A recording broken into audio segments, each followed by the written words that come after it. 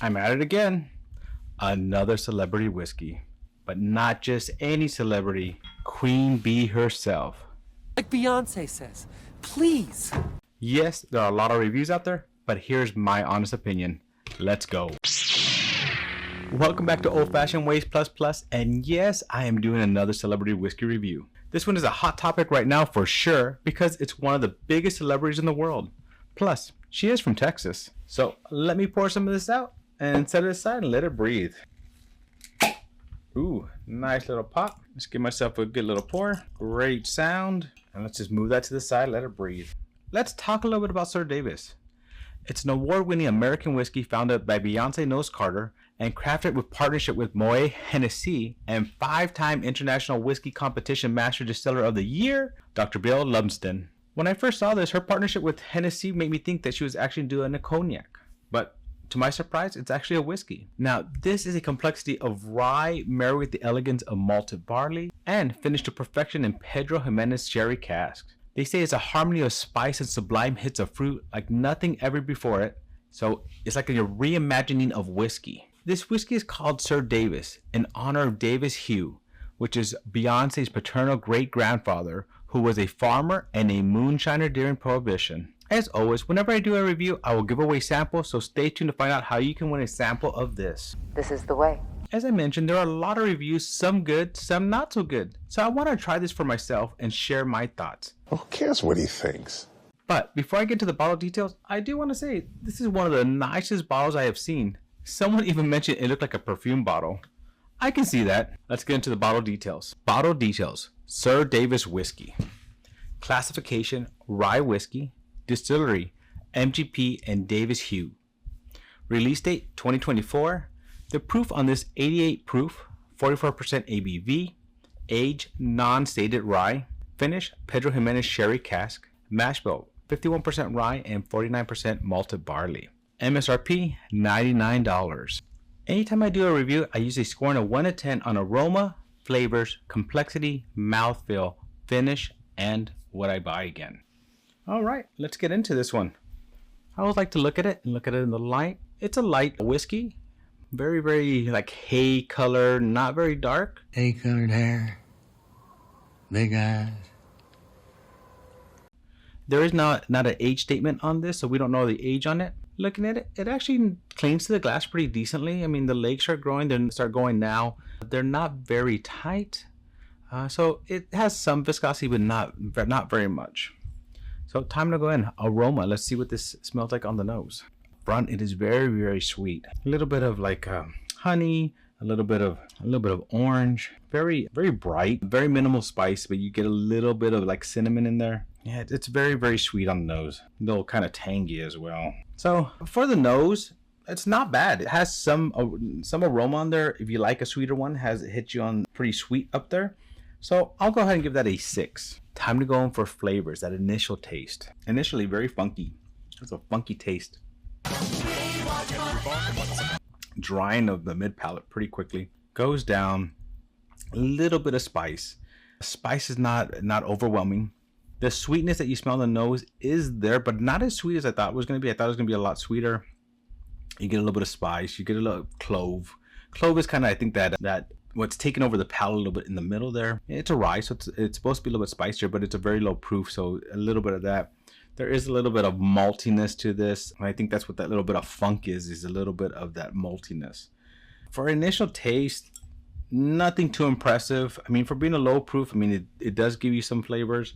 I'm going to give that 4.5. All right, so let's go for complexity. I always like the second drink. You get to taste more of the flavors. I get to kind of just enjoy that a little bit more. I'm going to hold a little bit longer in my mouth. Check out the complexity. See how it evolves over the tongue, right? So let's go in for that. Still very dry on the tongue, especially that mid palate. Coats decently in that mid tongue. It's a little spice from the beginning. Some sweetness. That maltiness, that's what that funk is. There's a malty funk. But you do taste that sherry cask finish in there. So if you like a sherry cask finish, you will like that, because there is that, especially on that second drink. I did notice that. Now the evolution is pretty quick on this. As I said, it kind of that sweetness, the spice, and then, you know, but it's staying there, and I'm tasting that sweetness and that sherry and that maltness at the end here. So for complexity, that's not bad. It does it kind of quickly, but there is some complexity and it goes through an evolution as well. So for that, actually, I'm gonna give that a 6. So now mouthfeel, thickness and viscosity in the mouth. Ooh, that funkiness is coming a little bit more through that, not malt funk, that dryness. Every time you take a drink, it just dries it. Like Oh, my mouth is so dry. very tannic on that. I don't think that's really age. There's no age statement. If it was age, I think they'd want to show that off, right? So I don't know what that tannic. I mean, I don't know if that's from the sherry. I don't know if that's from something else, but very, very dry. So the mouthfeel, I'm not crazy about. Thickness is not bad. I mean, the viscosity is there, as I said, on the mid, and a little bit on my palate, on the roof of my mouth as well. But that drying effect is not something that I do enjoy. So for mouthfeel, I'm actually going to give that a 4. Let's go into finish. How does it stay and how it finishes? So that taste of the last taste hasn't changed too much since then. You get that drying, you get a little bit of that sweetness up front, and a little bit of that spiciness, and going through the kind of that evolution, maltiness. It's like a little bit of a funk that stays there, and it's not a bad funk. You know, you can get funky and have a good time with that. It's just, if it wasn't for that drying effect, I really wish I knew what was causing that to dry, that tannic part of it. And it might be from the sherry. I don't know. Maybe it is. Maybe it's that. There's enough of that sherry in there that's starting to do that. Finish, it stays. I'm not gonna say it doesn't, because I still have it on my tongue. I still have that little bit of lingering there. So there's a lingering finish that stays there. But I'm not crazy about that drying. So it's hard to separate that, right? Because that's the mouthfeel, and this is the finish. So the finish actually stays a little bit longer. I guess I'll give the finish a 5.5. Now this one, it's a $90 bottle, and it's a beautiful bottle. And I think this bottle will be, great to use afterwards as a decanter. I mean, I really do like the bottle. I think they did a great job on it. And somebody did say it looks like a perfume bottle, and it really does. Now the taste on this is, it's such a low proof. That 44 ABV 88 proof is a very low proof. I don't know why they didn't bump that up. Why didn't they just make that a 90 or something a little bit higher? I know they're probably trying to reach us out to more audience, and people who are probably not whiskey drinkers, who are Beyonce fans but are not whiskey drinkers, are trying to get them to come in to taste this. Go here, taste that. And for being at 88 proof, you do have some good with this. I mean, you do have some evolution, you do have some flavor. The flavor does stay for a little while. And it goes through that. So maybe somebody who's starting off in whiskey, this would be a good one to try and good one to start off with, because it's not slapping you in the face. It's not overpowering. It's not very hot on the tongue. And you got a nice little sweetness to it too. It's just that little bit of funk there. So at $90, would I buy this again? No. And I'm going to give that a 4. That's my honest review. I got looking at this, I added up. I got 30 out of 60 for this. That's not too bad, right? It's another celebrity whiskey. I think they actually did put some effort into this and tried to make this better, because I've had some other celebrity whiskeys that were not even close to this good, or close to, I shouldn't say this good, close to this flavorful.